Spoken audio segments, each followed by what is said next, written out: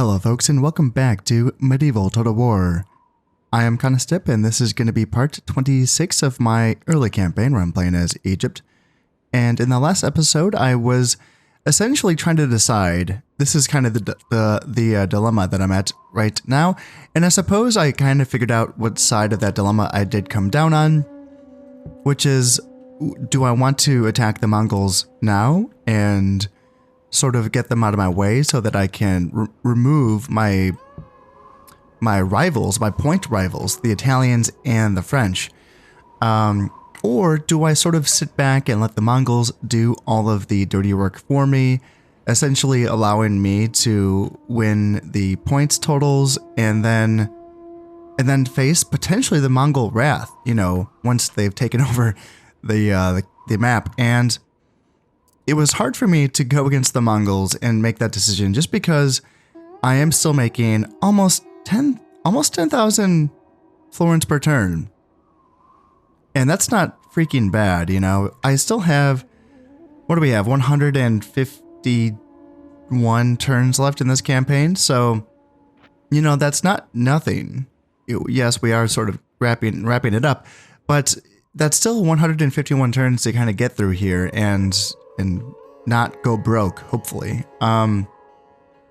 If the Mongols want to turn on me, that would be an epic clash. I think that would be pretty fun to play that out.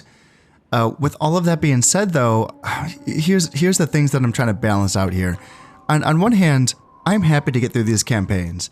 I don't want to artificially drag them out for my own enjoyment and hopefully for yours as well. I do want to play all of the campaigns on the early campaign time period, that is, and yeah, I would like to get on with it in a sense and keep moving along. I know it's going to take me a while to get through these campaigns, especially now since I am just playing one campaign at a time, since my focus has sort of mostly shifted over to Rome Total War. It's going to be a while before I get through these campaigns, all of the factions on the early time period. So, you know, don't prolong things that don't need to be prolonged, right? So if we're going to be winning this on a technicality, essentially, that's fine with me.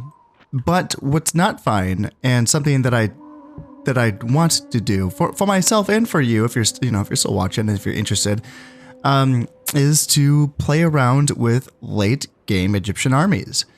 That's one of the things that I like about playing the Glorious Achievements mode, is that it does extend the game throughout the entire 3 time periods, which has given me, when I first started playing this game, it gave me time to learn the mechanics and to learn the entirety of it, the evolution of the units and the ebbs and flows of the different factions, and how they play out and how their unit rosters develop, and sometimes they wane, you know, in the case of the Byzantines, you know, they lose a lot of assets in the late game when it comes to their military, and these are things that I feel like I wouldn't be learning if I was just playing a conquest campaign.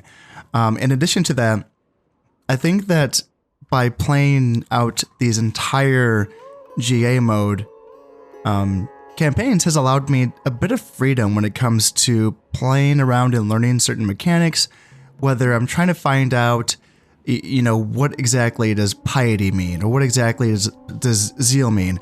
I know what it says, and I don't know what people say, but a lot of times these things, whether it's in a guide or whether it's in a, you know, something that was written down in a forum, you know, 20 years ago, a lot of the advice is very vague sometimes. So it's been really good for me to actually kind of dive a bit more into these things and kind of see, you know, what these stats mean. It's like, none of my guys have piety. Okay, there's 2 piety in this guy. I'm like looking like, whoa, no one has piety. Wow, we are not a pious people right now. Okay. But yeah, it's given me time to look at these things.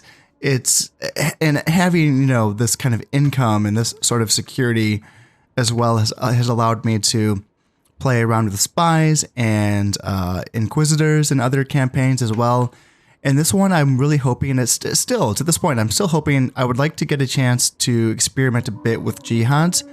The thing that I'm curious about, because I've put all of my imams here in Arabia, and I've raised my zeal up to 78%. And then I started building jihad markers here in Egypt as well. Well, guess what? My zeal here is only 34%. So I'm wondering if that is going to cause the Arabian jihads to have better units, or maybe more units or something like that. I'm very curious about this because I'm just wondering what the applications of raising zeal would be for the Muslim factions if this wouldn't be the case. Because other than that, since you're only using jihads on territories that you have already owned, it might be a little bit tricky to, use the zeal in your favor. But if zeal has an effect on just the province where the jihad or the crusade, if I'm talking about the Catholic factions, if the zeal has this effect as well, then that could be very important. My next campaign I'm planning on playing as a Catholic faction, and it could be useful to know that raising zeal in the crusade markers province is going to actually cause a significant advantage for that crusade. So this is something that I still want to experiment in this campaign, and I might have to sort of artificially create those circumstances. The Mongols might attack me at some point, and I probably would be able to hold my ground if they did. But another option for me is to go on the attack at a later point, and this is going to give me the opportunities to showcase some late game Egyptian armies, and for me myself to kind of see how they play out. It's not just for you, it's also for me as well, because I do plan on playing the high campaign and the late campaigns as well, obviously much further down in the future, but knowing how these armies play out by the time I get to these campaigns is going to be useful, I think. And yeah, obviously using cannons is going to be fun as well. So there's a little bit that I want to showcase, but I don't want to spend, I'm not going to get too bogged down on that. I think what I can do safely is if I can, and this might be kind of ridiculous, we will see if the Mongols allow me to do this, but if I can kind of just get through 100 turns without much happening, then I might be okay with that.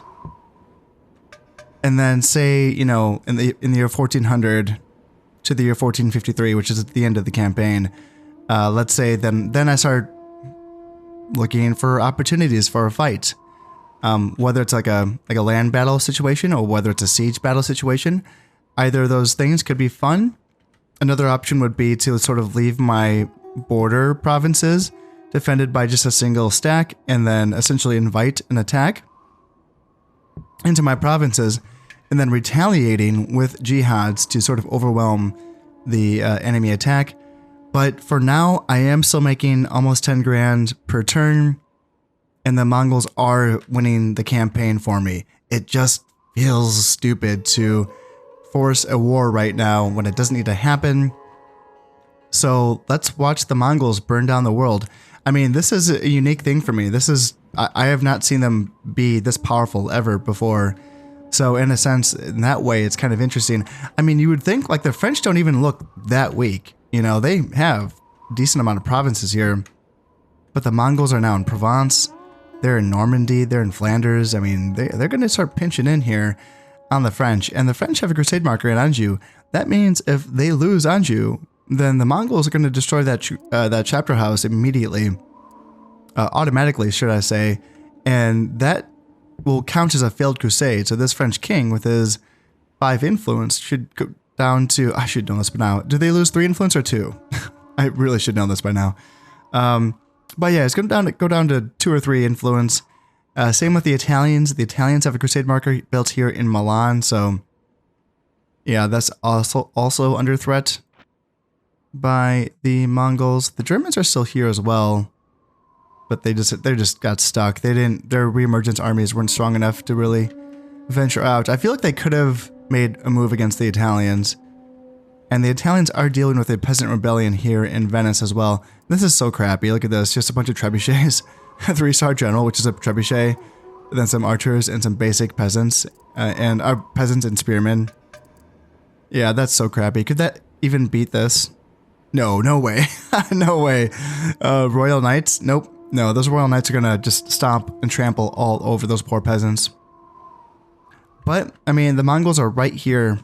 These forces themselves in the Papal States and Rome are not significant. Oh, look at that. They're starting to train some arquebusiers. Oh, that's fun. Yeah, I have not started to train any of those yet. I still, let's see, what was I doing with those? Yeah, getting the Master Gunsmith so that I can get +1 Valor to Mamluk Gunners. I think that'd be kind of fun. Still be a pretty crappy unit, I suppose, but yeah, I don't know. We'll see. And I can build a building here in Egypt. What do I want to build? How about the Horse Breeders Guild? Then I could get up to the Master Horse Breeder, which is going to give +1 Valor to the Mamluk Cavalry, which is already getting +1 Valor from Egypt itself. So that seems good. Cyrenasia is going to be going up to be getting like the armor bonuses so that I can get armor upgrades for my Saharan Cavalry. Tunisia is working on boats. I should probably continue to build boats here in Cyrenasia because if we have war between myself and the Mongols, that's the one thing. It's going to be the naval war. That's going to be pretty gigantic, I would say. And anything else I should be building or training? Syria, do I want you to do anything? You're probably fine, honestly. I'm building booms here in Antioch. I'm building booms in Cyprus. And then Crete and Rhodes are also building baglas until they can also build booms. Yeah, they're working on the... Is this the Shipbuilders Guild here in Crete? Yes, yes. So in the meantime, I'm just going to be keeping an eye on the Mongols and watching them do their work. And I have to make sure that I keep distributing my fleets and making sure that I'm sort of matched up and I'm sort of even everywhere. Other than that, I mean, yeah, we're going to be pretty peachy here, and we will see if the Mongols want to pull, you know, if they want to attack me, right? Because it's been interesting. They always, in my experience, have always honed in on the player. So this has been really fun for me to watch them not home in on me. You know, they're attacking the factions that are weaker, which makes sense, which is just a really nice, logical thing for them to do. So, yeah, I'm happy to see it. Moving on into the next turn, and I stand corrected. I just had to apologize to these peasants here. I underestimated them. I really did not think that they would be able to beat 3 units of Royal Knights, but somehow they did, and they didn't take that many casualties. Oh dear, oh dear. So Venice has now been taken by peasants. It's not going to last for long, but there's going to need to be an Italian response if they have to keep it, and that is going to be weakening either Milan or Tyrolia. I doubt they can even spare anyone from Tuscany, but we will see.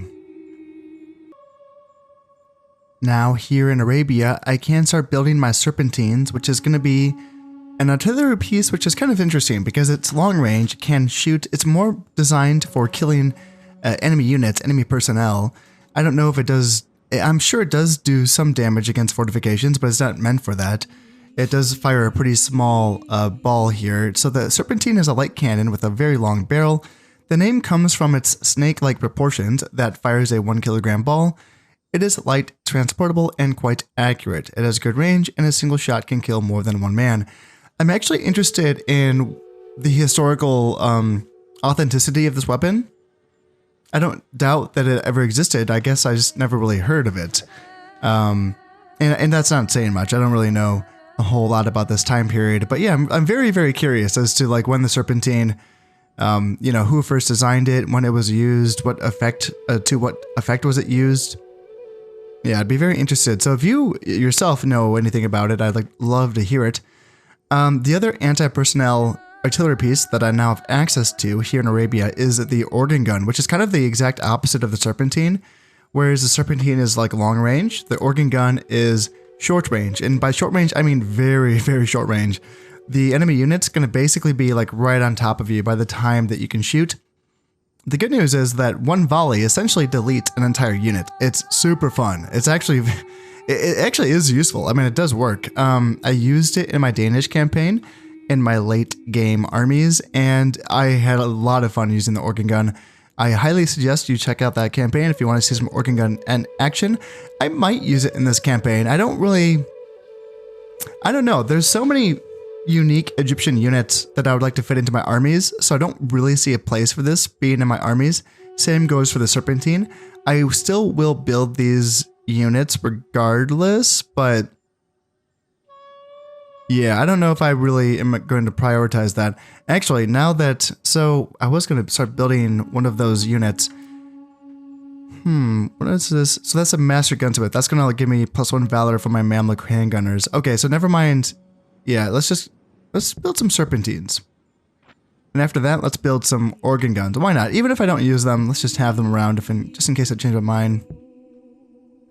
Also, so I decided to start building the armors here in Cyrenacia so that I can get my Saharan cavalry up to, I want to get them up to +2 armor, which is going to keep them at 4 armor total, which is going to keep them right underneath the threshold of 5 armor. And when cavalry is at 5 armor, that's when they start to take a bit more fatigue in the desert. But it's my understanding that 4 armor should be okay. And then I was looking at the Mamluk horse archers here in Sinai, and they already have the first tier armor, and the Mamluk horse archers start with a base armor level of 3. So that's all they can get there is the first tier. Now, my Khwarezmian cavalry that I can train here in Cyprus, I think that what I'm going to do is just max them out, even though they do have an armor value of 7. And, you know, that's already higher than what you want it to be for them to fight in the desert. That's fine. They don't need to be my desert fighting cavalry unit. They can, you know, I can get them up to an armor value of 11. And, yeah, they can just be my tanks that fight outside of the desert. Now, I can train Khwarezmian cavalry here in Palestine, but I also can train a lot of other stuff here. You know, I can train Ghulam Cav and Mamluk Cavalry, Ghazi Infantry, Muwahid Foot Soldiers. So I would have to take into a lot of units, their armor values into consideration before I started building the armor here in Palestine. It's something that I should consider at some point, but yeah, I'll take a peek at that later on. And with that in mind, actually, I should probably start building armors here in Egypt as well, because yeah, after I get the Master Horse Breeder, I can get my Mamluk Cavalry up to whatever armor value suits them as well. Now, at some point, I had already built the Culverin Towers for my fortress here in Antioch, and this is a defensive upgrade that basically places Culverins. Now, that's kind of strange, because the Culverins are the Catholic big gun, you know, so the Muslim big gun is the siege cannon, and then the Culverin Towers is the Catholic one. But now I can upgrade my defensive upgrade here to a siege cannon towers. I don't know if I've ever done this before. That looks different. So if we look at the Culverin Towers, so this is a defense against gunfire and a gun position for the fortress's defenders, cunningly built to deflect cannon fire from besieging armies and take advantage of advances in cannon-making skills. Culverin Towers can also bombard any assault troops that are foolish or brave enough to be in range. So that's already been built. Now the Siege Cannon Towers also takes 10 turns and another 1,000 florins. Siege Cannon Towers are both a defense against gunfire and a mighty gun position cunningly built to deflect cannon fire, take advantage of advances in casting technology. Yep, same thing basically. But I guess it's just different because the Siege Cannon, as I was saying before, I believe it's shorter range, but then like more powerful, I think is basically the balance between Culverins and Siege Cannons, I think.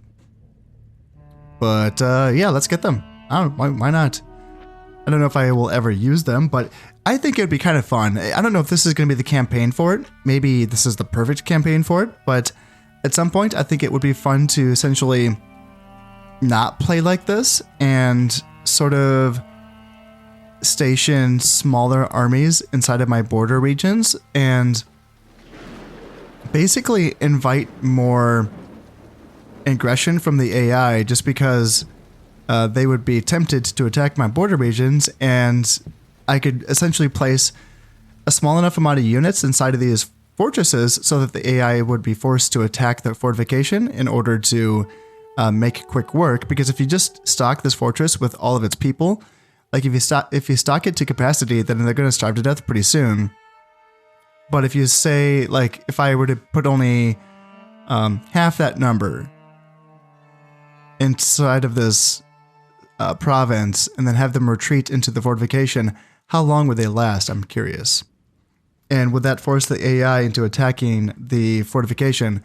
That could be kind of fun. Basically playing with a very light but potentially strong defense strategy on my borders, and then having like a bunch of jihad markers to call up upon units basically in reserve that I'm not paying upkeep for to come and rush to the front to defend the front against an invasion, and that could allow me to have a lot of free money to essentially build up and save up for times of need. Another strategy would be to like use inns for that reason, just to hire mercenaries on call when I need them to defend my borders, but also other than that, having borders defended lightly by garrisons and fortresses. Now, the one downside to that is that if the enemy invades while I'm in the middle of a big building project, then that's going to interrupt that building project. So I would basically want to station at least one full stack in that province while it's building something really big, like a fortress or a citadel or something like that. But perhaps not so much for the smaller buildings. Maybe if they get interrupted, it's not the worst thing in the world. I don't know. It's something to keep in mind. I'm really curious about that sort of play style going forward. And that is it for the Spanish. Yes, the Spanish king has just been captured and executed. And yeah, they did not really make much of a mark on the campaign here. But you know what? That means that there's just hope for another reemergence here. So I already have agents on the ground, maybe trying to foment some revolts, some insurgencies in Spain. So we will see how that goes. So Prince Ali has now come of age as well. So we can check him out and see what kind of man he is. Prince Ali, weak principles, so minus 20% to bribery costs. But that doesn't mean anything because family members cannot get bribed. So huzzah for that. Great warrior, plus 5 health, and he does have 3 command stars. Okay, good for him. I'm assuming my influence is decent now. Not really. It's still 4. I think it might have been 4 when he became Sultan. I'm not sure. But yeah, Prince Ali, he's not gonna be the next in line. Prince Aladil, his older brother, is still gonna be the next in line. But 3 stars is not bad, and he's loyal, so he's fine. Great warrior is good as well. Ah, speak of the devil. Yeah, this is exactly what I was hoping for, and of course, it's going to be Portugal. Of course, yeah. So for those of you who don't know, there are some provinces in this game. When it comes to their like base level of public order, it's not all created equal. There are some provinces that are more rebellious than others. And Portugal, I think, is number 1, I think. It might be the most rebellious province in the game. So I just put 1 spy there, and that's all it took to cause this rebellion. And that's a stack and a half of rebels. And I think that, do both of those stacks have starred generals? That's crazy. Look at that. Look at that. I want to... So yeah, one of my spies got caught here in Leon. Did both of them get caught? Yeah, both of them got caught. Okay. Those were Valor 1 spies. I was just trying to sneak one through and get one of them to Castile because Castile does not have a port. Let's see. Yeah, that looks good. All right, let's go over. I want to look at this. I want to see. So yeah, 3-star general here. Bermudo Sanchez. Crossbows, militia sergeants, urban militia, and feudal sergeants. Nothing too crazy there. And then what about this? So 4-star general, peasant general, and then yeah, Pavese crossbows, Pavese arbalesters, and that's it. So yeah, nothing too crazy here. I would imagine that this Mongol army is just going to stomp all over those peasants, but every little bit helps. Yeah, it would be nice to get a spy into Castile just because there are no border watchtowers here, so, or border forts, should I say. But everything that is around it has border forts. So maybe if I try some Valor 2 spies, I tried 2 Valor 1s before. So you're Valor 2, yeah. I have 2 Valor 2s right here. So let's see if I can sneak one by this border fort in Leon so that I can get one of them into Castile. Oh my goodness, whoa! The King of France has died from an illness and he has no heirs. Oh my goodness.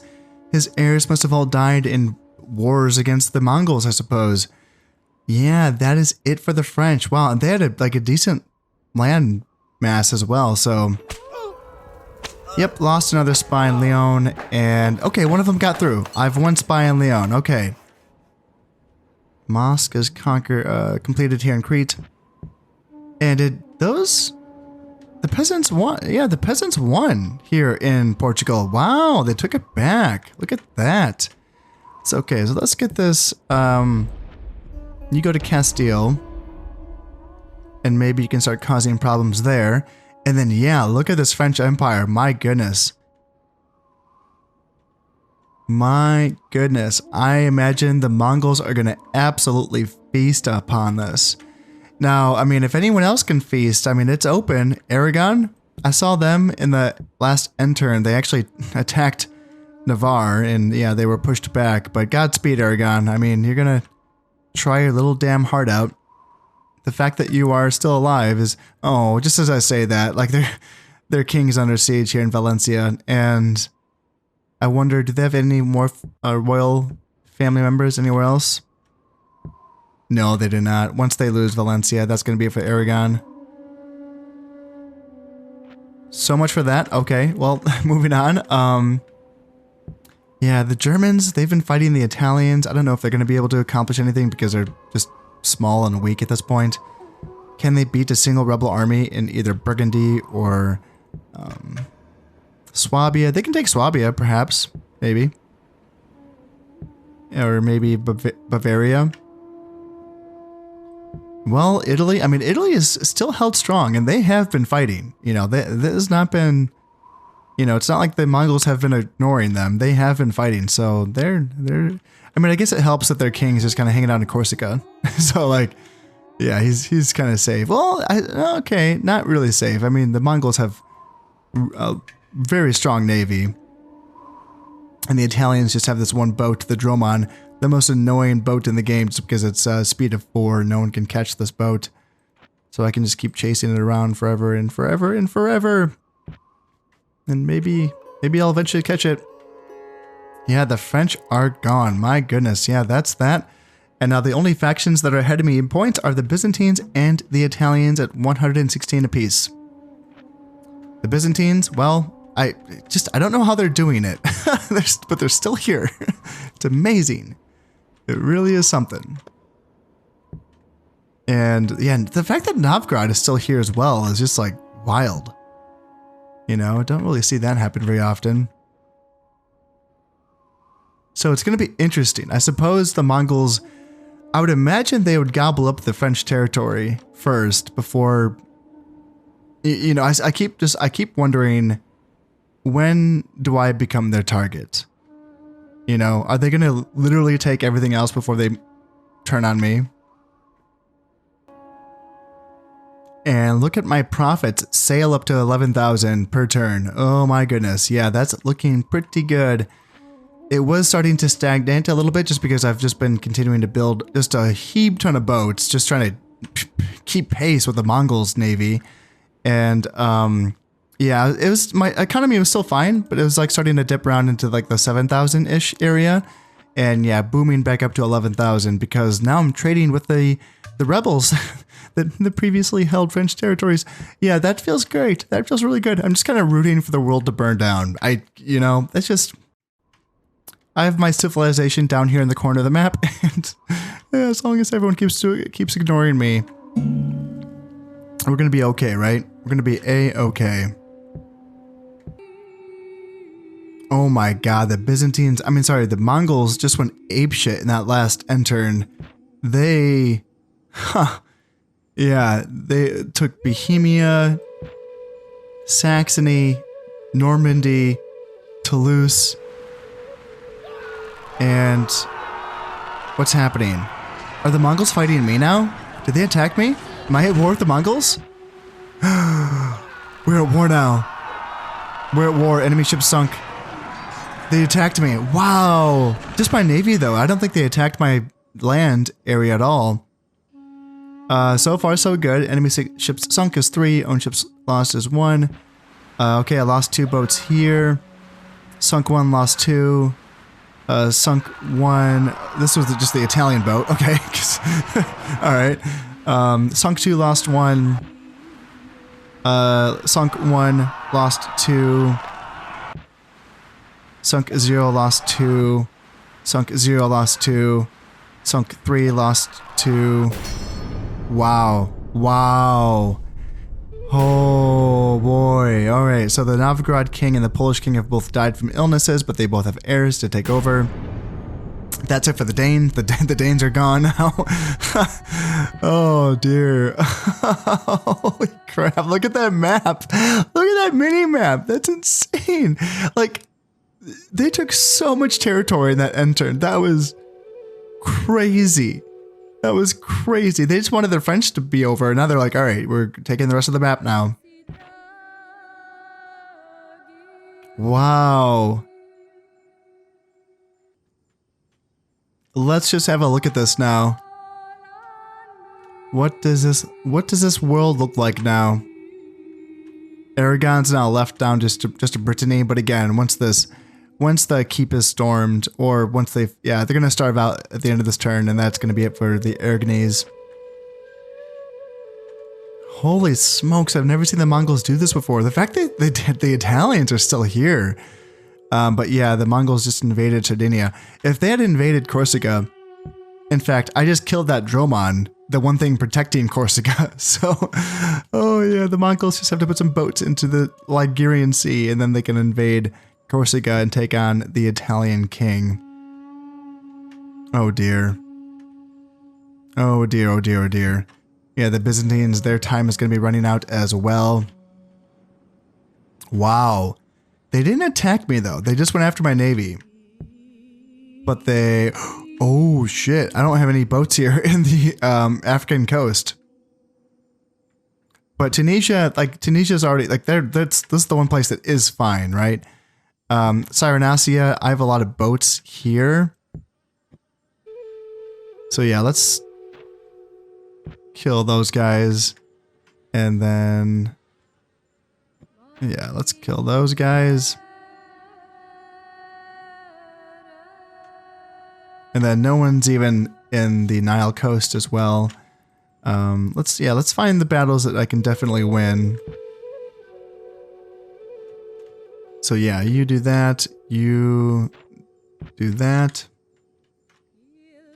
Let's see, a Boom versus a Dao and a Bagla. You have 1 stars.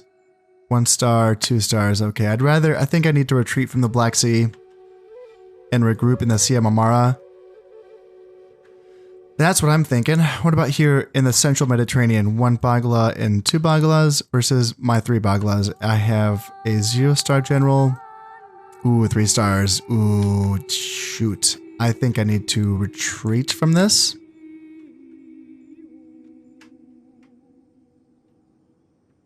I think I need to retreat from this. I think so. Maybe I can come up to the Adriatic, somehow run this blockade. So this is like a decent size. Yeah, 0 command, 2 Baglas. Then I have a bunch of boats here. So yeah, let's take out these boats one by one. Alright, we got some boats here in the Straits of Sicily. 2 stars, 0 stars, 0 stars, and I have a 0 star. Okay, so let's pick them off one by one. Starting with a 0-star general, or admiral if we can. You probably need to try to flee the Tyrrhenian Sea and go to the Ligurian Sea if you can. And then can we control the Western Mediterranean? Can we win this? A Bagla, 0 stars, and 0 stars. And I have 0 stars, but I have 3 Baglas. So let's try to win that battle. And then here, there's a Dao. I don't feel like splitting these boats up, so let's just see if we can catch it. Let's see, we got 2-star Dao here, and I have 2 Daos and 1 Bagla, 2-star general. Yeah, let's see if we can catch that one as well. Yeah, not having a presence in the African coast feels a little bit dicey, but again, I have a lot of land troops, so there is that. Alright, 2 Baglas versus a Bagla and a Dao, but I have a 3-star admiral, that's good. I have a 1-star, I'm tempted to retreat to... shoot. Since I have this dhow here, I mean, I could split the boats up, but I can't really retreat. I don't want to retreat. That's not really good, and that's not good either. If I lose this battle, I don't want to go there. 3 stars. Let's see if I can win it. And then as far as, I think I need to retreat from the Straits of Gibraltar. My economy is down. I'm losing 12,000 per turn, almost 13,000 per turn. Holy shit. I have 432,000 in the bank, so there is that. Oh dear, okay. Man, that changes things. That really does change things. So let's retreat from this and come up here. Can I fight this? It's 3 dhows. 1-star admiral. And I have a 1-star. Yeah, let's try to fight you. You stay here. We don't have any boats here in the Costa Verde. No boats in the Bay of Biscay. You guys can spread out, actually. That's what you guys can do, is probably spread out and go where you're needed. What about you guys? A Bagla and a Boom versus 3 dhows. Yeah, they have decent command. I'd rather retreat from that and go here, maybe. 2 Baglas versus 1-star admiral, bunch of boats. Yeah, let's try to win this. And 2 stars. Ooh, I have a 4-star. Hot damn, let's get him. Let's get him, boys. All right, 0 stars, 0 stars. 2 Baglas versus Bagla, a dhow, and a Boom. So I like that. I like that. And then what do I like down here? 2 Baglas. Both of them are 2-star admirals. I have a 3-star admiral. So let's pick them off one by one. And then what I'm thinking is like sending, let's see here.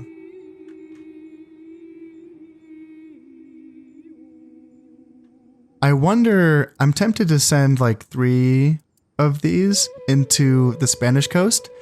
Now, why not the Costa Verde or the Bay of Biscay? Well, I feel like these guys might move down here. That's kind of what I'm planning on. And if not, then I can regroup and maybe just leave 1 boat here in the Spanish coast, depending on how these battles go, and then maybe move up with 4 boats in total to take on this fleet in the Costa Verde. And by then, we'll have a better idea of what has happened here in the north, and maybe we can start rerouting some forces from maybe the English Channel, or perhaps even the Irish Sea.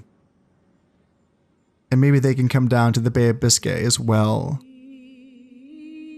We will figure that one out. We'll figure it out. Okay, I like a lot of those engagements, actually. Here in the Mediterranean, it's a bit more contested. It actually is. And I think what I need to start doing is spreading these forces out a bit more. So, like, let's bring this dhow here and send all of these Baglas over to the central Mediterranean. 1-star admiral, and now let's split these guys up and do like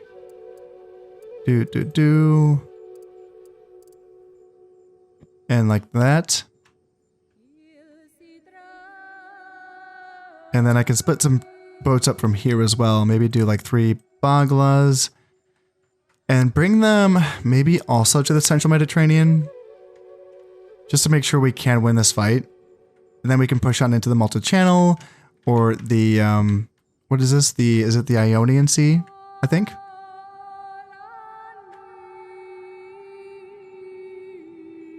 Yeah, that's what I'm thinking there. Okay, that's okay. A lot happens. Awesome. A lot of stuff happened here.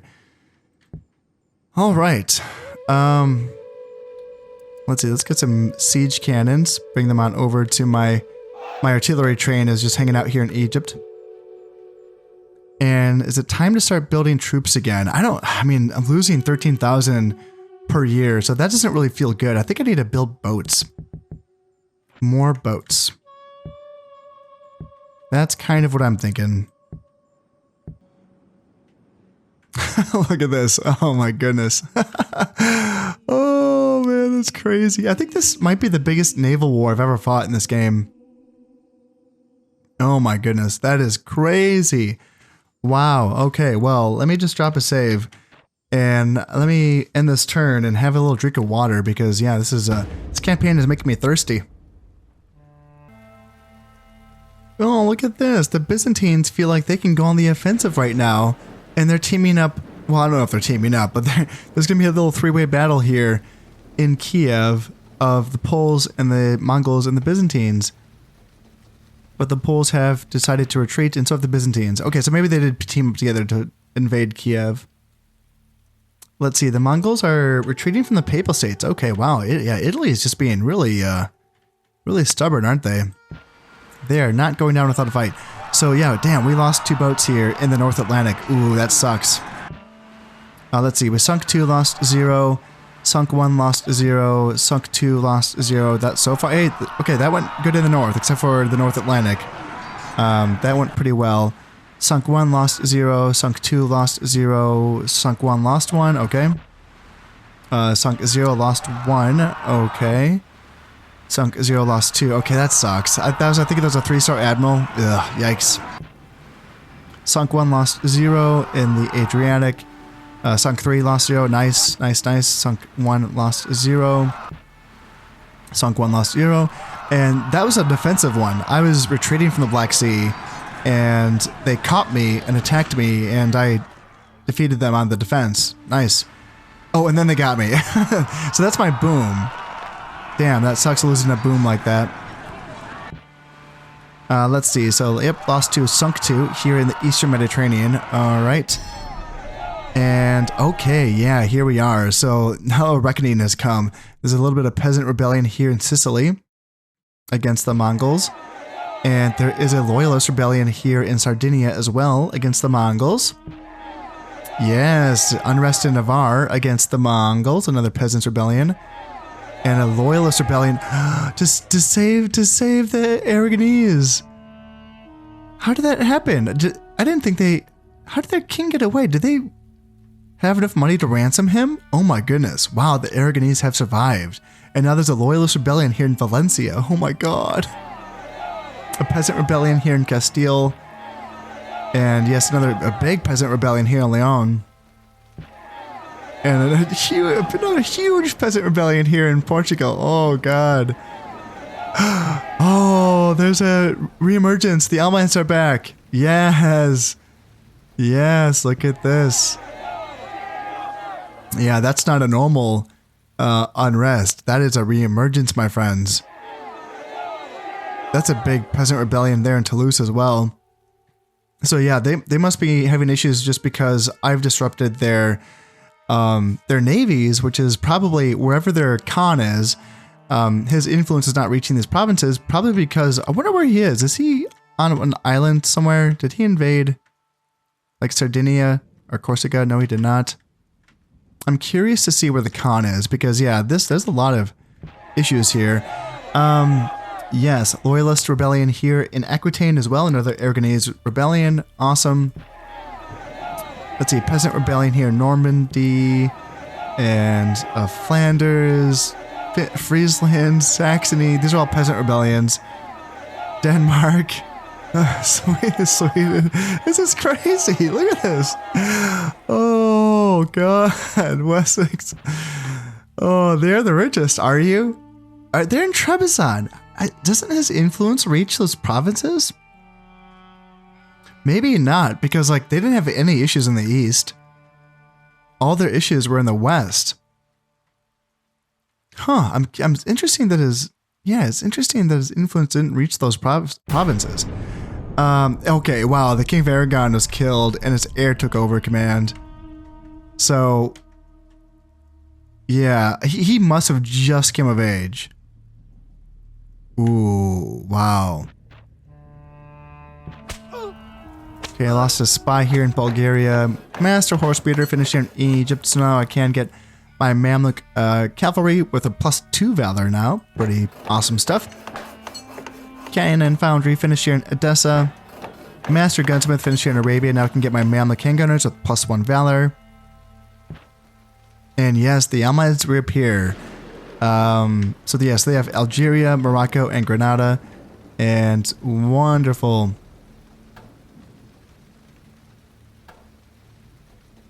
Yeah, let's check this out. This is compelling stuff here. So the Almohads are going to be taking... Okay, so this isn't... Like, these aren't not good armies. Oh dear, these armies. Oh god, they're so bad. Naphtha throwers, arquebusiers, handgunners, archers, mangonels, mortars, 1 urban militia. That's like the first melee infantry unit that I've seen.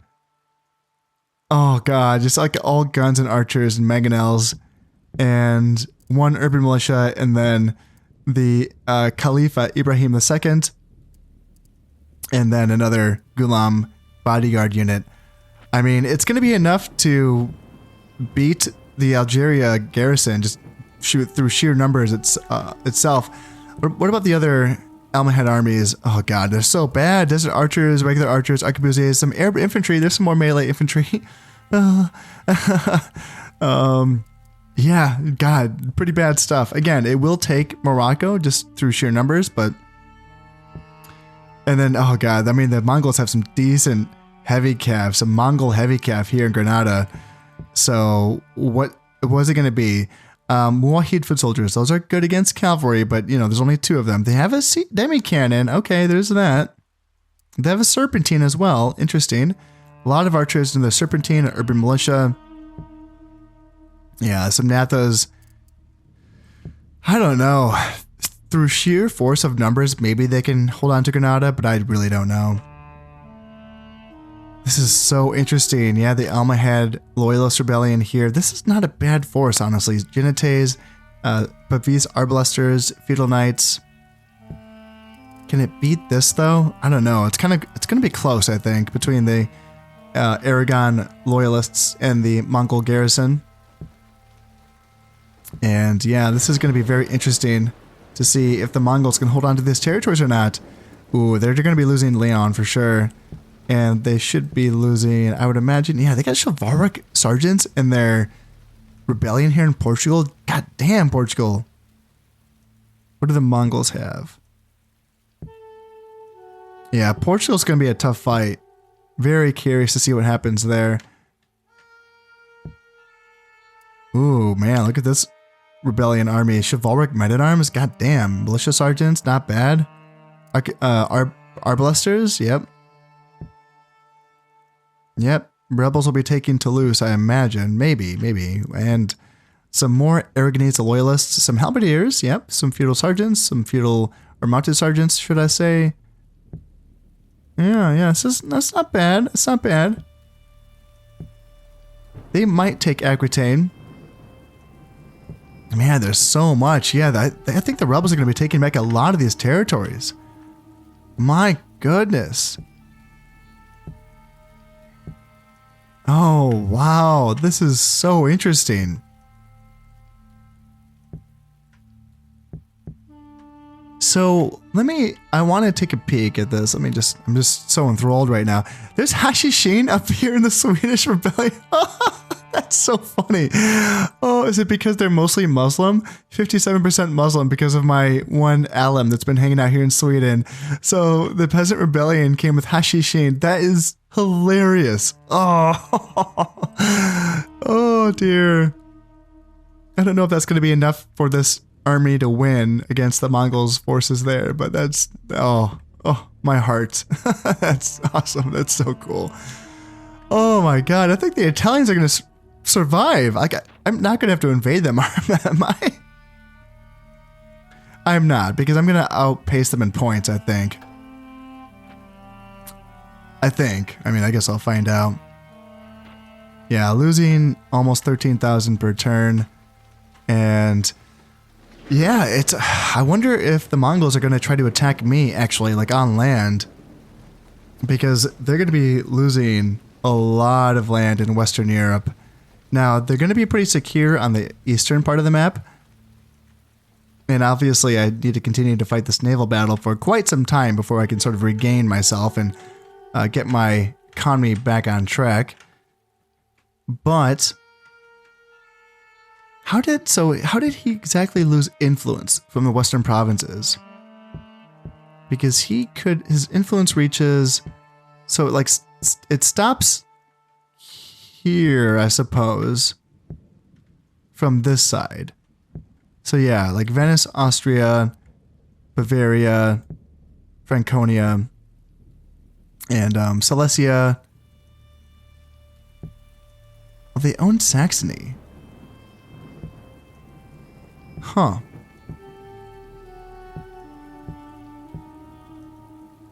It kind of, yeah, that's interesting how that happened. I guess they did have rebellions in these provinces. Yeah, I guess it is kind of cut off, isn't it? Yeah, like Volhynia, Poland, Silesia, and Franconia blocks off his influence from those provinces. Yeah, I guess so. Yep, yeah. And so that's why he had all these rebellions. Interesting. Wow. Wowie, wow. That is going to be a major shift for a faction that was taking over the campaign, and they might still, like, they're very powerful. They are very, very powerful, and they might pose a threat throughout the rest of the campaign. It's the year 1316, and this campaign has just gotten very interesting. But you know what?